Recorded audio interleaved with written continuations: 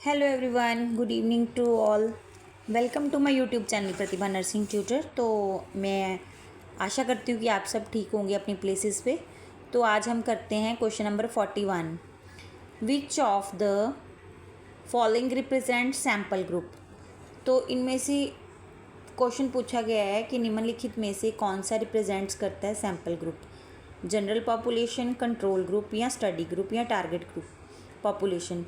तो जो sample size जब हम स्टडी करते हैं, तो जब हम सैम्पल लेते हैं, मतलब जैसे कोई भी सैम्पल लिया, चाहे हमने अंडर 5 ग्रुप लिया या एंटीनेटल्स मदर्स ली, जो भी हमने उसको मतलब जिसके ऊपर हमने रिसर्च करनी है उसको हम बोलते हैं सैम्पल ग्रुप। तो इसका आंसर रहेगा स्टडी ग्रुप और सैम्पल ग्रुप का आंसर रहेगा स्टडी ग्रुप।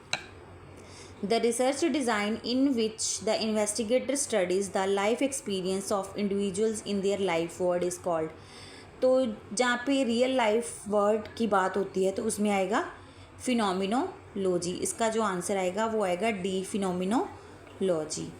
तो इस तरह से इथनोग्राफी भी एक जैसे स्टडी है, डिज़ाइन है, इथोलॉजी भी एक डिज़ाइन है एंड ग्राउंडेड थ्योरी ऑल्सो एक डिज़ाइन है स्टडी का। तो इसमें आएगी जो रियल वर्ड में स्टडी करते हैं हम रियल वर्ड की, वो फिनोमिनोलॉजी आएगा।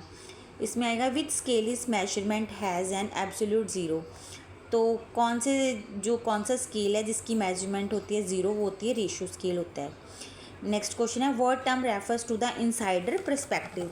तो इन्होंने एक टर्म पूछी है, इनसाइडर पर्सपेक्टिव को हम क्या बोलते हैं, एमिक पर्सपेक्टिव भी बोलते हैं। डी आंसर आएगा एमिक पर्सपेक्टिव। नेक्स्ट क्वेश्चन है measurement performed within living organism is termed as. तो जब हम लिविंग ऑर्गेनिज्म पे कुछ भी परफॉर्म, उसे क्या बोलते हैं, इन विवो। अगर हम ट्यूब में करते हैं तो वो होता है इन विट्रो। तो इसके साथ ही नेक्स्ट क्वेश्चन आएगा the research participants are described in detail in which section of the research plan. तो इसमें एक क्वेश्चन पूछा गया है the research participants are described in detail in which section of the research plan, that is methodology या methods बोल सकते हैं। नेक्स्ट क्वेश्चन आएगा which strategy use to promote qualitative research validity uses multiple research method. तो इसमें आएगा methods triangulation. ये जब आप तुम स्टडी रिसर्च पढ़ोगे ना तुम लोग, तो उसमें ये सारे मेथड्स आपको पता चल जाएंगे। मेथोडोलॉजी क्या होती है, मेथड्स ट्रायंगुलेशन क्या होती है, ये सारा। नेक्स्ट क्वेश्चन है the restrictions that a nurse research places on the study before gathering the data are called delimitations. मतलब एक बाउंड्रीज सेट की होती हैं। तो नेक्स्ट क्वेश्चन है which type of the validity refers to the degree to which you can infer the relationship between two variable is casual. इसमें आएगा internal validity. इसका आंसर आएगा ए, इंटरनल वैलिडिटी। तो उसके साथ हम नेक्स्ट क्वेश्चन करते हैं where should you check for a pulse in an adult victim while doing CPR। तो जब हम CPR करते हैं तो सबसे पहले हमें क्या चेक करनी है, पल्स उसकी कैरोटिड अडल्ट की होती है कैरोटिड आर्टरी, और जो होता है बेबी उसकी होती है ब्रेकियल आर्टरी। तो ये क्वेश्चन बहुत ज़्यादा इम्पॉर्टेंट है। A nurse is administering blood to a patient who has low hemoglobin count. The patient asks how long do RBCs last in my body. The correct response is, तो इन्होंने life span पूछा है RBCs का question. तो इसका जो life span होता है RBCs का वो 120 डेज होता है, 120 दिन होता है।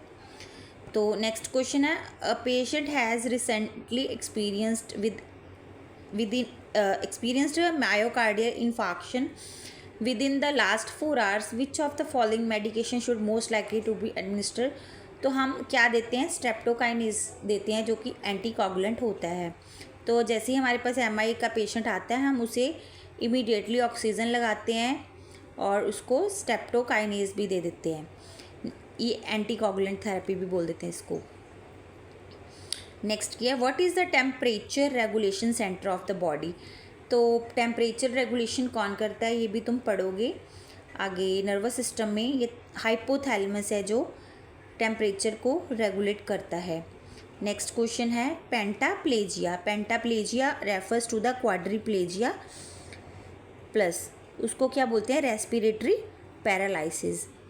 Respiratory paralysis. नेक्स्ट क्वेश्चन है what are the classical sign of autonomic डिसरिफ्लेक्सिया।